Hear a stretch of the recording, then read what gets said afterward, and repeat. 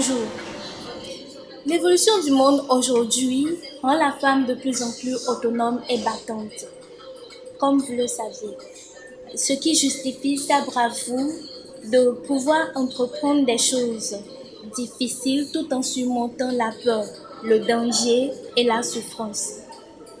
Et par une puissance progressive, elle arrive à s'imposer en tant que brave. Mais aujourd'hui, le constat fait au niveau de la couche féminine est amer. Ainsi, pourquoi s'abandonne-t-elle à ces délits? Et quelles sont les conséquences de ces délits sur leur personnalité? Et puis, que vont-elles faire pour y remédier, pour devenir une femme brave et autonome? Nous aurons la réponse à ces questions avec notre invitée, mademoiselle Angèle Adonlé. Bonjour, mademoiselle. Bonjour. Veuillez vous présenter, s'il vous plaît, avec plaisir. Comme vous l'avez dit tout à l'heure, je suis Angèle Adonlé, journaliste d'investigation, journaliste reporter d'images, tout ce que vous voulez. Ce qui est sûr, je suis professionnelle des médias. Alors, mademoiselle Angèle, que savez-vous de la bravoure de la gente féminine? Une femme brave, c'est cette femme qui a la capacité de surmonter des épreuves, qui a la possibilité de s'encourager soi-même, d'aller toujours de l'avant, de ne jamais s'arrêter et de vaincre quand même les difficultés qui parfois font qu'elle trébuche.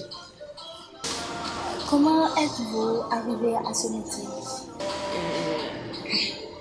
Je pense que ce n'est pas un hasard, parce que c'est un rêve que je vais dire, que je suis en train de réaliser. Parce que déjà, très petite, je voyais un grand homme présenter le journal à l'ORTB, Gérard Mengan. Je crois que je dois vraiment être très petite. Hein. Je voyais quand même ce grand homme présenter le journal avec ses lunettes. Et c'est les lunettes qui vous a attiré, c'est ça? Voilà, c'est sa manière de dire le texte en fait qui m'a attirée en ce temps. Et je me suis dit, ah bon, j'ai bien envie d'être journaliste. C'est parti de là, c'est parti de là. Et après, en quatrième, on a commencé par écrire des articles de presse. Et on est tombé un jour sur un article, tout est faux dans le foot. C'était cet article de presse, c'était dans un livre et ils ont dit, tout est faux dans le foot. C'était le titre quoi. Je dis, mais comment est-ce qu'on peut dire que tout est faux dans le foot? Ça vous a impressionné? Oui, c'était une analyse en fait. Et quand vous lisez l'article, vous comprenez en fait que tout est effectivement faux dans le foot. J'ai dit, mais attention, ça m'a... J'ai été quand même sidérée et je me suis dit que toutes les fois qu'il y aura quand même c'est-à-dire un devoir, une composition et ce sera un article de presse, c'est-à-dire je dois battre le record. Soit si c'est un sujet au choix, je choisis toujours l'article de presse. Et c'est comme ça que je me suis fixé ce rêve et une fois à l'université, j'ai voulu faire en même temps le journalisme, mais en ce temps, il n'y avait pas une faculté vraiment de journalisme en ce temps à l'UAC. Et donc, du coup, je me suis inscrite en droit. Et c'est 2 ans plus tard que j'ai découvert qu'il y avait quand même la presse universitaire qui m'a accueilli quand même le journal Le Révélateur. Et j'ai fait mon stage et j'ai gravi des échelons au journal Le Révélateur en tant que stagiaire, journaliste, chef de rubrique genre et santé de reproduction pour finir en tant que chargée des ressources financières dans le bureau directeur. Et après ça, j'ai commencé par me chercher dans le journalisme professionnel, bien sûr, pour me retrouver aujourd'hui à Guinée-Active. Durant tout ce parcours, sûrement que vous avez eu à braver les obstacles, les difficultés, parce que tout chemin de réussite n'est pas forcément aisé. D'abord, rien n'est facile dans ma vie. Même déjà à la presse universitaire, j'ai rencontré des difficultés. Et- mais ce sont ces difficultés qui ont fait que je suis ici aujourd'hui parce que si je n'avais pas rencontré ces difficultés et si je ne les avais pas vraiment solutionnées, je ne serais pas ici. Et Et lequel de ces difficultés vous a le plus marqué, le plus touché dans la vie? une difficulté qui m'a le plus touchée dans la corporation, c'est le complexe d'infériorité qu'on inflige à la femme qui me fait mal dans notre corporation. Vous avez été victime une fois de ça. À quelle occasion en tout cas, partout où je passe, il y a quand même cette manière. Je constate quand même que les gens ont tendance à coller à la femme euh, ce complexe d'infériorité. Et vraiment, moi, ça me gêne parce que je refuse qu'on dise que la femme est faible et que elle ne peut pas faire ci, elle ne peut pas faire ça. Vous voyez un peu, ou bien même quand la femme est capable de faire le job, ou quand même elle le fait bien, bon, on le met quand même à un niveau inférieur parce qu'on estime qu'elle est une femme et que l'homme est là. Non, mais je suis désolée. Je suis vraiment désolée. Et j'invite en même temps les femmes à vraiment à supprimer en elles ce complexe d'infériorité qui leur empêche d'évoluer dans la vie. Parce qu'aujourd'hui, une femme peut valablement faire le métier que les hommes font aujourd'hui. Maintenant, dites-nous, comment vous arrivez à braver ces échelons, à surmonter ces difficultés? Juste à cause de la confiance que j'ai en moi-même. J'ai un but, j'ai un objectif à atteindre. Et je dois atteindre cet objectif-là. Et c'est ce qui m'amène quand même à surmonter les difficultés, à me donner du courage parce que je vais quelque part, je vais y aller. C'est de ça qu'il s'agit. Et y a-t-il un homme derrière vous? Parce que la mode aujourd'hui pour les jeunes filles, c'est d'avoir quelqu'un à côté, c'est d'avoir quelqu'un sur qui il faut compter, surtout financièrement. Et celui-là serait là pour des besoins financiers et autres. Dites-moi, est-ce qu'il y a un homme derrière vous? Euh, c'est vrai, il y a un homme derrière moi, mais un homme qui est là pour les besoins financiers. Non. Heureusement, malheureusement, je ne sais pas à vous de voir. La vie ne m'a pas fait de cadeau. J'ai tout fait toute seule. Et Et pourquoi vous avez décidé à tout faire seul? c'est vrai, ça n'a pas été un choix. Personne ne peut décider de tout faire seul. C'est vrai que en tout cas, j'ai du mal quand même à aller vers les gens pour leur dire, ah, fais-moi ci, fais-moi ça. Une fois en passant, ce n'est pas grave. Mais quand ça devient une habitude, ce n'est plus bien. Si j'ai besoin de quelque chose, je peux le dire à mon homme, à mon ami, à mon copain, si vous voulez.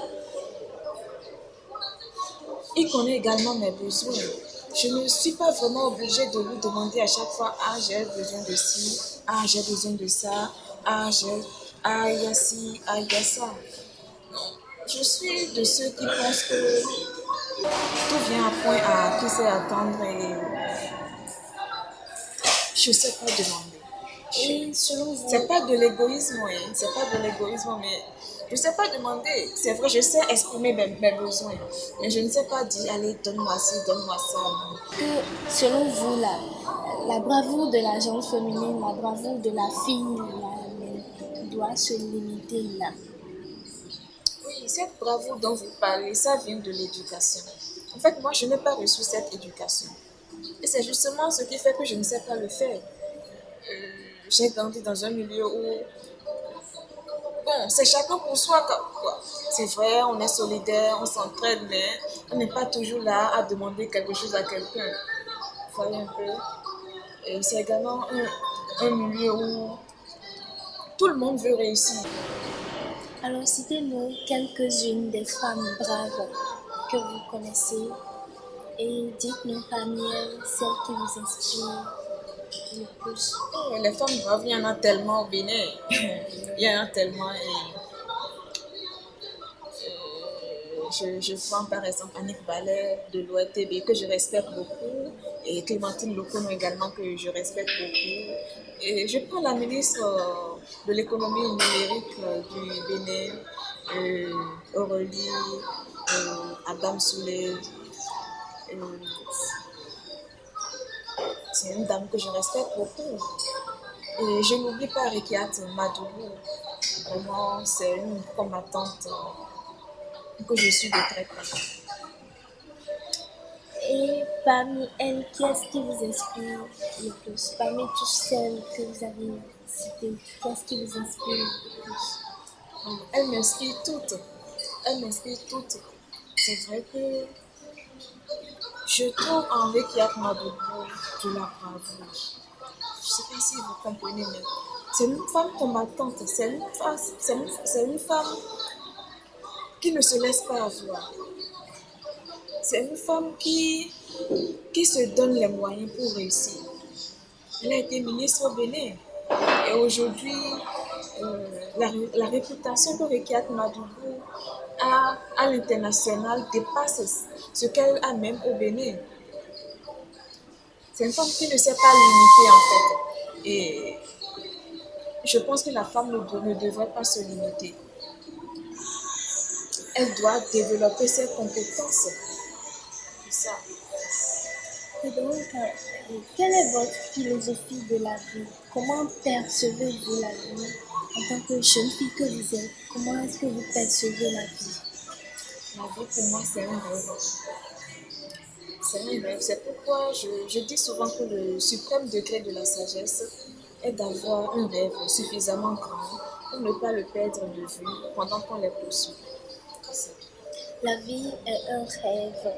Et comment percevez-vous les jeunes filles d'aujourd'hui qui se laissent à l'oisiveté et qui se confient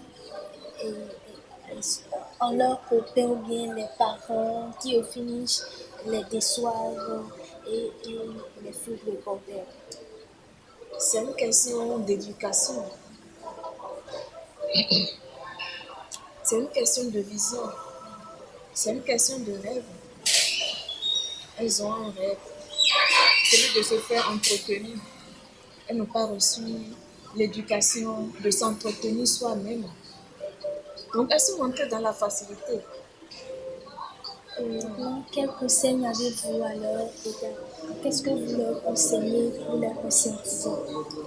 Quel conseil est-ce que je suis vraiment un modèle pour vraiment conseiller mes jeunes sœurs? Je voudrais juste leur dire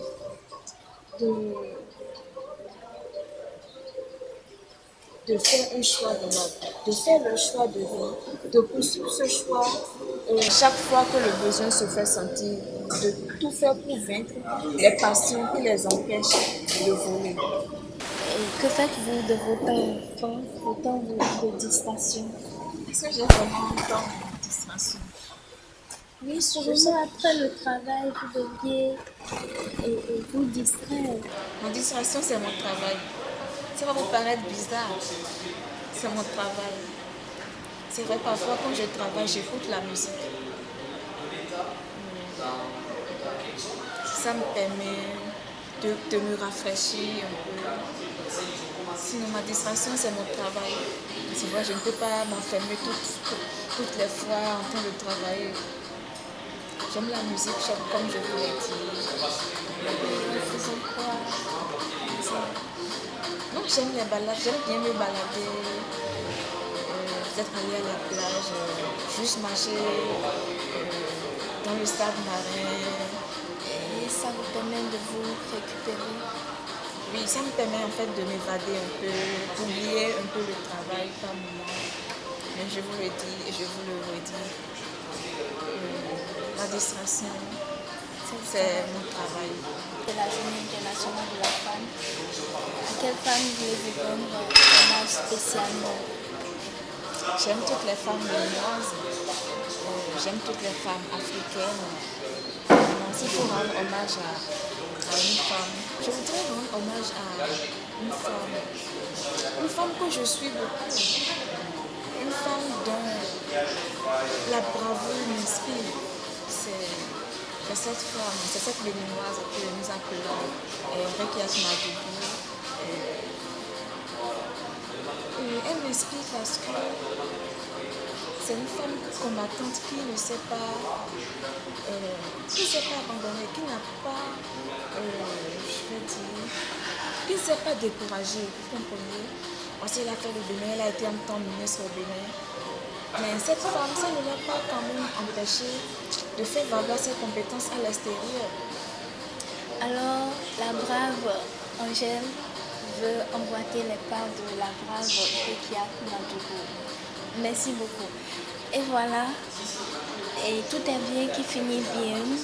Mes chères jeunes filles, futures femmes de demain, allons à l'école de ces femmes braves comme Angèle, qui s'est rendue capable de toutes sortes d'abnégations pour devenir ce qu'elle est aujourd'hui.